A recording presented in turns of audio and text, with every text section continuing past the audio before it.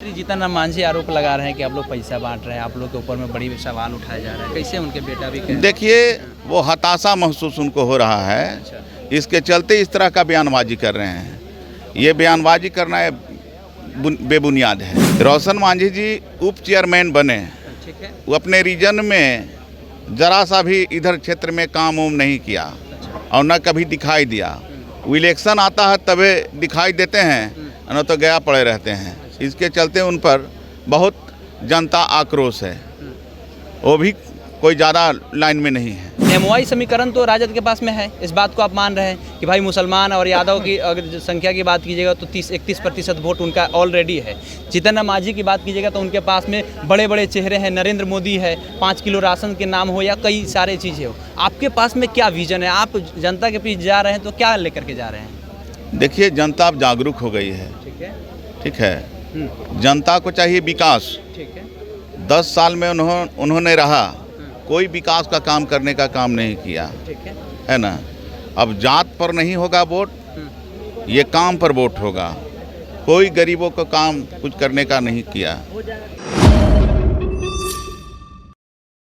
बिहार में 4 सीटों पर उपचुनाव को लेकर के खूब ज़्यादा बवाल हो रहा है। बवाल कहा जा रहा है इस बात के लिए क्योंकि प्रशांत किशोर ने इस बार अपना 4 जगह पर प्रत्याशी दिया है। लोग जो विपक्ष के लोग हैं, जो सत्ता पक्ष में हैं, ये लोग कह रहे हैं कि प्रशांत किशोर की कितनी ताकत है।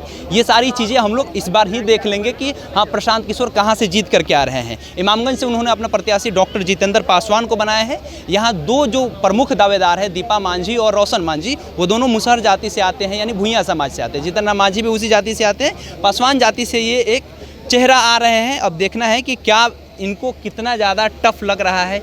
आपको क्या लग रहा है कि ये जो सीट है इमामगंज का 25 सालों से दूसरे लोगों के हाथ में रहा, बाहरी लोगों के हाथ में रहा, आपको मिला है टिकट, कितना दावेदारी पेश कर रहे हैं? यहाँ कोई टफ उप नहीं है। हम पूरे इमामगंज विधानसभा क्षेत्र में डोर टू डोर जा रहे हैं, जहाँ के मेरे साथ जैन सैलाब उमड़ जा रहा है। ठीक है। लोगों को खुशी का लहर छा जा रहा है ना। कहीं ऐसा कुछ नहीं है। मेरे सामने कोई टक्कर उक्कर में नहीं है। आपके सामने में 2 ऐसे लोग हैं, एक बिहार के मुख्यमंत्री रहे, केंद्र में मंत्री है, उनके बेटा बिहार सरकार में मंत्री है। दूसरे तरफ देखिए तो लालू प्रसाद यादव खुद मंत्री रहे, बिहार सरकार के मुख्यमंत्री रहे, उनकी पत्नी मुख्यमंत्री रही, बेटा 2 बार उप मुख्यमंत्री रहे, 5 मंत्रालय संभाले। तो उन लोगों के पास में देखा जा रहा है कि एक मतलब एमओआई समीकरण तो राजद के पास में है, इस बात को आप मान रहे हैं कि भाई मुसलमान और यादव की अगर संख्या की बात कीजिएगा तो 31% वोट उनका ऑलरेडी है। जीतन राम मांझी की बात कीजिएगा तो उनके पास में बड़े बड़े चेहरे हैं, नरेंद्र मोदी है, 5 किलो राशन के नाम हो या कई सारे चीज़ें हो। आपके पास में क्या विजन है? आप जनता के पीछे जा रहे हैं तो क्या लेकर के जा रहे हैं? देखिए, जनता अब जागरूक हो गई है। ठीक है। जनता को चाहिए विकास। ठीक है। 10 साल में उन्होंने रहा, कोई विकास का काम करने का काम नहीं किया, ठीक है ना। अब जात पर नहीं होगा वोट, ये काम पर वोट होगा। कोई गरीबों को काम कुछ करने का नहीं किया। दूसरी बात, उन्होंने परिवारवाद किया। इमामगंज क्षेत्र का जनता को, दलितों के लगा कि यहाँ सीट खाली हुआ है, अब हम लोग का कोई कार्यकर्ता को यहाँ से गरीब का कार्यकर्ता को टिकट मिलेगा। उन्होंने गरीब अपना कार्यकर्ता को न देकर करके वो अपनी बहू के दिए। इसके चलते बहुत आक्रोशित हैं कि भाई ये परिवारवाद चलने उलने वाला अब नहीं है ना। अब क्षेत्रीय लोग पर ये चलेगा। अच्छा, क्षेत्रीय लोग पर चलेगा तो चलेगा। लालू जी तो यहाँ पे परिवारवाद अपना नहीं किया। यहाँ तो रोशन मांझी को दी, वो भी एक गरीब परिवार से आते हैं, उनके बाबूजी कोई बड़े मंत्रालय नहीं संभाले कभी। आपके कैटेगरी में अगर बातें किया जाए कि गरीब, जैसे आप कह रहे हैं कि गरीब है, तो वो भी गरीब है। तो ये तो चीज़ें हैं फाइट में। ये देखिए, रोशन मांझी जी उप चेयरमैन बने, ठीक है। वो अपने रीजन में जरा सा भी इधर क्षेत्र में काम उम नहीं किया और न कभी दिखाई दिया। वो इलेक्शन आता है तभी दिखाई देते हैं, न तो गया पड़े रहते हैं। इसके चलते उन पर बहुत जनता आक्रोश है। वो भी कोई ज़्यादा लाइन में नहीं है। ब्लूप्रिंट क्या होगा आने वाले समय में? आपका क्या ब्लूप्रिंट होगा? अगर आप जीत करके एमएलए बन करके विधानसभा पहुंच रहे हैं तो आपका क्या ब्लूप्रिंट होगा? इमामगंज का विकास कैसे करिएगा? देखिए, हम जन जन तक जा रहे हैं, हर स्थिति परिस्थिति को भाप रहे हैं। कहीं सड़क का बदहाली देख रहे हैं, माने सिंचाई पर चेक डैम होना चाहिए। सैफगंज पंचायत का मड़ावर नदी जो है आज मोरहर बांध टूट के वो तैर रहा है।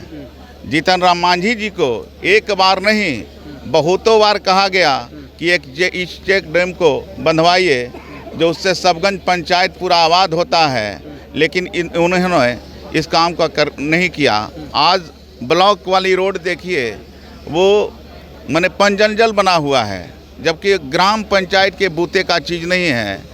और 2-3-4 महीना में ज़रूर वो ब्लॉक जाते हैं, तो उनको इस चीज़ को देखना चाहिए था। अच्छा, ये जो आरोप लगता है लालू यादव के ऊपर में, लोग कहता है, लालू यादव खुद भी कहते हैं कि हम लोग समाजवादी की पार्टी है, समाजवादी पार्टी है उनकी। जीतन राम मांझी भी समाजवादी से निकले हुए हैं, एक समय में साथ में थे। तो आपको लग रहा है कि ये लोग दोनों समाजवादी अब रहे? ये सब कुछ नहीं है, बतौला चल रहा है। ये सब खाली हवाई है, सब कुछ समाजवादी नहीं है। सब वोट का राजनीति में ये सब बात को बोलते हैं। समाज के लिए कुछ नहीं किया? ये सब कुछ नहीं। लालू यादव को कहता है लोग कि भाई लालू यादव सत्ता में थे तो गरीबों का आवाज़ दिए, बोलने का हक दिए। क्या इस बात को आप मानते हैं? हक अधिकार दिए, इस बात को मानते हैं ना? हक अधिकार दिए, लेकिन वही गुंडा राज चल रहा है। तो क्या आप हक अधिकार दिए? पिछले 15-17 सालों से गुंडा राज तो समाप्त है ना नीतीश कुमार की सरकार में? जी, पिछले 15-17 सालों में नीतीश कुमार की सरकार में गुंडा राज तो समाप्त है। पहले तो गुंडा राज में गुंडा लोग लूट लेते थे। आज जो है अफसरशाही गुंडा राज चल रहा है ना? फिर तो वही है, दोनों पहलू का एक सिक्का है। केंद्र में मंत्री जीतन राम मांझी आरोप लगा रहे हैं कि आप लोग पैसा बांट रहे हैं, आप लोग के ऊपर में बड़ी सवाल उठाया जा रहा है। कैसे उनके बेटा भी देखिए, वो हताशा महसूस उनको हो रहा है, इसके चलते इस तरह का बयानबाजी कर रहे हैं। ये बयानबाजी करना है बेबुनियाद है, बेबुनियाद है ये सारा आरोप। हम इसको न करते हैं। चलिए, तो डॉक्टर जितेंद्र पासवान है, जनसुराज के प्रत्याशी है, और ये साफ तौर पे बता रहे हैं कि ये जो लोग कह रहे हैं ये बतौलेबाजी कर रहे हैं। जीतन राम मांझी को डर हो गया है कि भाई हम इस सीट से हार सकते हैं, हमारी बहुत सीट हार सकती है, इसलिए ये सारा स्टेटमेंट दे रहे हैं। बाकी आपकी क्या प्रतिक्रिया है बताइएगा कमेंट बॉक्स में। हमारा नाम केशव यादव है, पब्लिक स्टेशन आप देख रहे थे। बहुत बहुत धन्यवाद।